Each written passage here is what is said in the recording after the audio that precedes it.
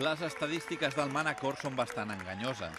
L'equip balear fa moltes jornades que ocupa zona de descens, però per les seves característiques com a bloc pot complicar la vida a qualsevol adversari.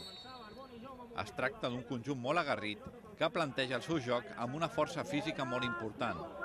Diumenge, el Badalona no ho tindrà fàcil si vol tornar amb els 3 punts, tot i que pels escapulats torna a ser una oportunitat immillorable per mirar de situar-se entre els 4 primers. Pel Badalona seran baixa Pugui, Manga i Ferrón per acumulació d'amonestacions i Antoni Robles per lesió.